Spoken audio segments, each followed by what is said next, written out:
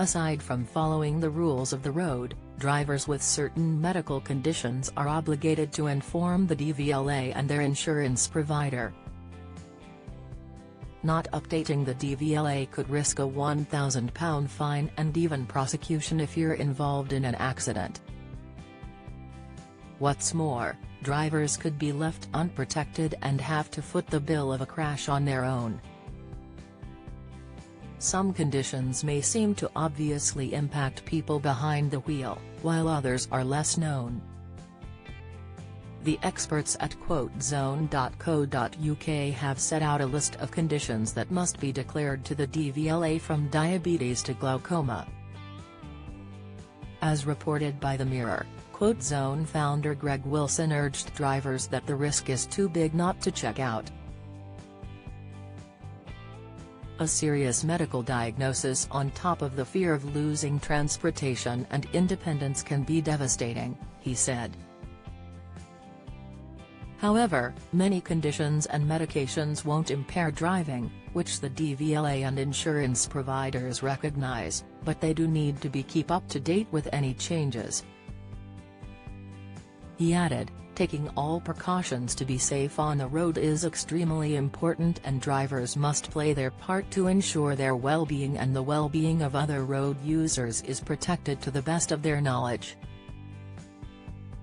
The DVLA has a list of over 100 conditions which could impair or impact driving ability.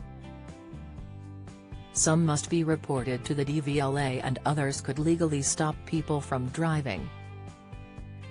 If drivers have been diagnosed with any of these conditions, they need to inform both the DVLA and their insurance provider, since having inaccurate details on the insurance policy can void the insurance and leave drivers unprotected. Read on for 10 of the health conditions drivers must declare to the DVLA. 10 health conditions to tell the DVLA. 1. Diabetes. While diabetes is not a condition which rules you out of driving completely, the DVLA does need to know. Both type 1 and type 2 diabetes can cause health complications that seriously impact your judgment and reaction times on the road. Hypoglycemia, when blood sugars are dangerously low, causes people to become drowsy and even get blurred vision. 2. Sleep apnea. Sleep apnea is a condition in which your breathing stops and starts while you sleep. It can make you tired during the day, which poses a risk on the road. Any illness known to result in bouts of drowsiness need to be declared to the DVLA. 3. Heart conditions. Heart conditions, including incidences of heart attack and cardiac arrest, have been known to cause tragedies on the road. All heart conditions must be reported to the DVLA. This includes heart palpitations, arrhythmia, and murmurs. 4. Eye conditions. It goes without saying that problems with eyesight can pose a risk to road safety. You must tell DVLA if you have a certain type of eye condition that affects both eyes, or one eye when you only have vision in one eye, or have been told you may not meet the visual standards for driving by a GP, optician or eye specialist. 5. Stroke. People who experience a stroke can't drive for 1 month afterwards, but it doesn't mean the end of driving forever though. Those with a car or motorcycle license only need to tell DVLA if you're still having problems after that period.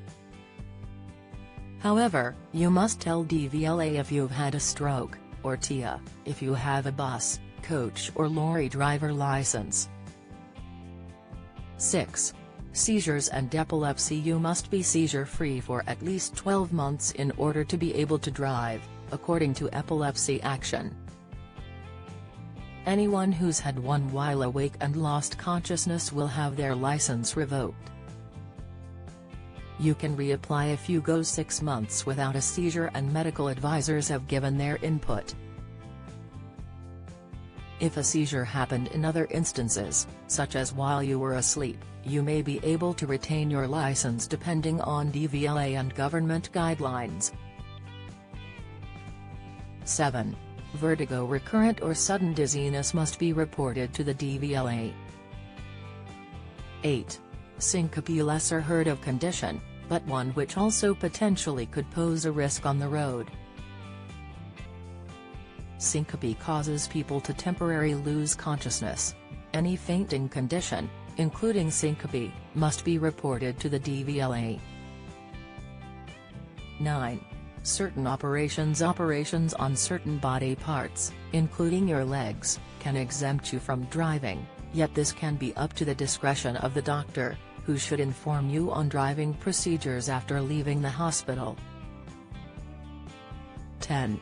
Driving on medications. If you are on strong medications, it is likely that you will be recommended to avoid driving. Opioid painkillers, tranquilizers, and certain antidepressants are examples of medicines that can affect driving ability, as well as those that cause drowsiness or say do not operate heavy machinery. Don't miss the latest news from around Scotland and beyond. Sign up to our daily newsletter.